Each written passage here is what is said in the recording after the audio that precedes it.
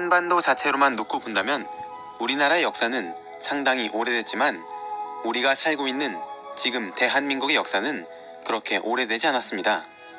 대한민국 이전에는 일제강점기가 있었고 그 이전에는 대한제국이, 그 이전에는 조선이 있었죠.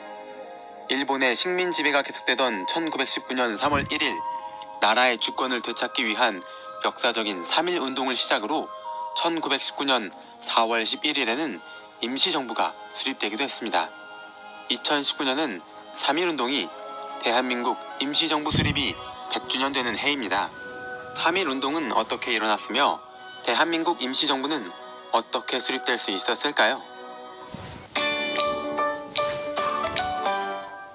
일제강점기는 경술국치가 일어난 1910년 8월 29일부터 시작된 것으로 보고 있으며 1910년부터 1919년까지를 무단통치라는 표현을 사용해 시대를 구분하고 있습니다. 경술국치는 경술년인 1910년 8월 29일 대한제국의 역사가 끝나고 우리나라가 일본의 식민지가 된 사건을 말합니다. 이 당시에는 일본의 헌병이 우리나라에 들어와 치안을 유지했는데 치안 유지를 목적으로 헌병에게 즉결 처분권을 줬습니다. 즉결 처분이란 범죄가 의심되는 상황이 있다면 조사를 하지 않고도 형벌을 내릴 수 있는 권한입니다. 무단통치 때에는 정치활동이나 언론, 집회의 자유가 없었기 때문에 조선인들이 3355 모여있는 상황을 헌병이 보게 되면 그 즉시 제재를 가하곤 했습니다. 이런 이유 때문에 국내에서 독립운동을 하는 것은 정말 힘들었습니다. 독립운동을 하기 위해선 해외로 나갈 필요가 있었고 많은 독립운동가들이 만주와 연해주 쪽으로 이동했습니다. 신흥무관학교가 설립되고 대한국민의회라는 단체가 생겨나면서 본격적으로 독립군을 양성하기 시작했죠. 특히 신흥무관학교는 경희대학교의 전신이 되는 곳으로 무관학교의 졸업생들은 봉오동 전투와 청산리 전투에서 핵심 역할을 했다고 합니다.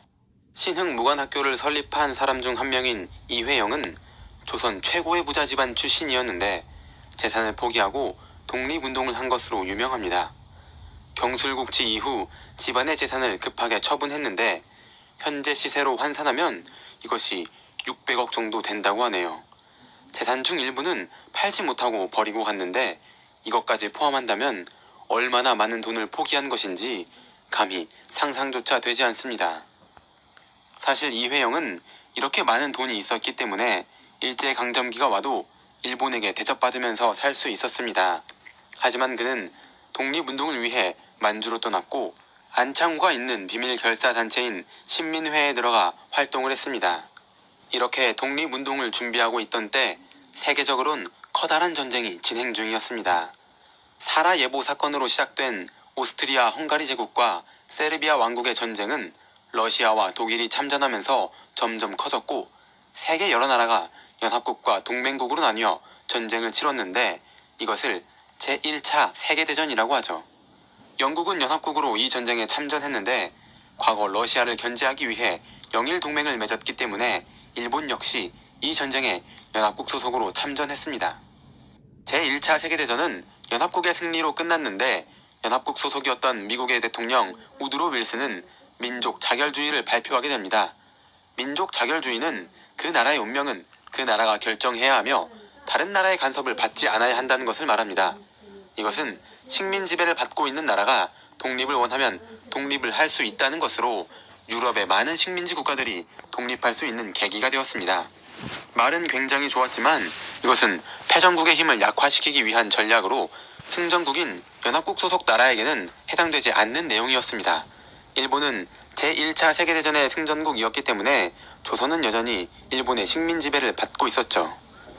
전쟁이 끝난 뒤 여러 가지를 처리하기 위해 연합국과 동맹국은 파리에서 회의를 했습니다. 이것을 파리 강화 회의라고 하는데 파리 강화 회의는 사실상 독일을 짓밟기 위한 회의였죠. 이 회의에서 베르사유 조약이 맺어지는데 조약의 내용이 독일에겐 너무 가혹했던 탓인지 이후에 제2차 세계대전이 일어나게 되는 원인이 되기도 합니다. 어쨌든 민족 자결주의는 독립운동가들에게 상당한 영향을 주었습니다. 독립운동단체인 신한청년당 소속인 김규식은 제1차 세계대전이 끝난 뒤 열린 파리 강화 회의에 파견돼 조선의 독립을 요구했으며 1919년 2월 1일 만주에서 무호 독립선언서가 발표되고 1919년 2월 8일 일본에서 28 독립선언서가 발표됐습니다. 이때 국내에선 조선의 마지막 왕인 고종이 사망하는 사건이 있었습니다. 그런데 고종의 사망 원인이 일본의 독살이라는 이야기가 돌았습니다. 과거 업적이 어떻든 고종은 한 나라의 황제였기 때문에 반일 감정은 더욱 극대화되었습니다. 민족 자결주의와 해외에서의 독립활동에 영향을 받아 1919년 3월 1일 대대적인 만세운동이 시작됐으며 민족대표 33인이 작성한 3.1 독립선언서가 발표됩니다. 3.1 독립선언서는 기민년인 1919년에 발표됐기 때문에 기미 독립선언서라고 불리기도 합니다. 원래 3.1운동은 탑골공원에서 진행되기로 했었지만 민족대표 33인은 장소를 일방적으로 태화관으로 바꿔버렸습니다. 탑골공원에 상당히 많은 사람들이 모이게 되면서 폭력적인 시위가 돼버릴까 걱정했던 것이죠. 이들은 태화관에서 독립선언서를 발표한 뒤 자수를 하고 자진 체포됩니다.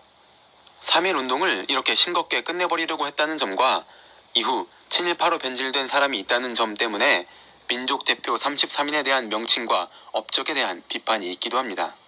탑골공원에 모인 사람들의 대부분은 학생들이었는데 민족대표를 기다리다 오지 않자 자발적으로 독립선언서를 발표하고 만세운동을 시작하게 됩니다.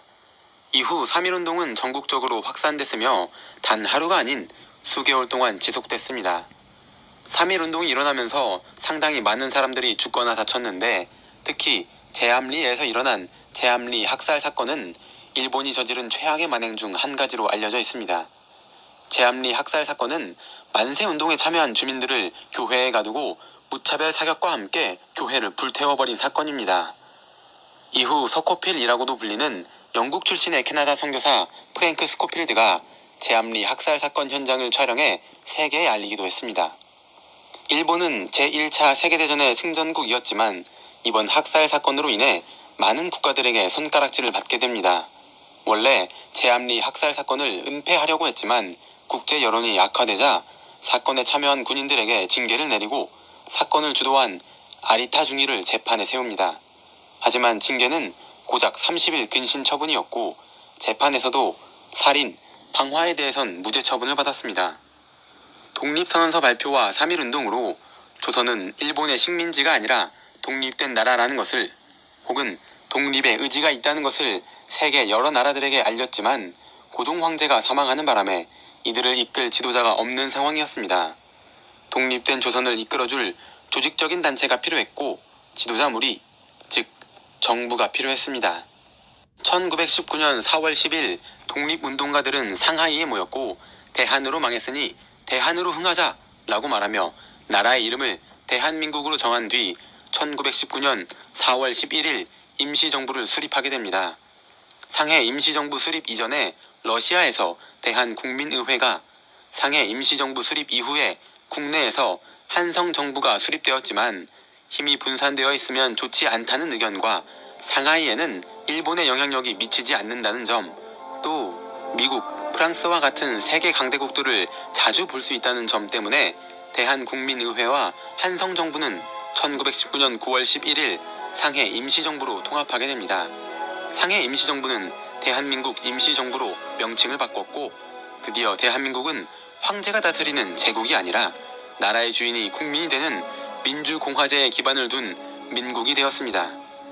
비록 이것은 임시정부였지만 한국 역사에서 최초로 수립된 민주정부인 것입니다.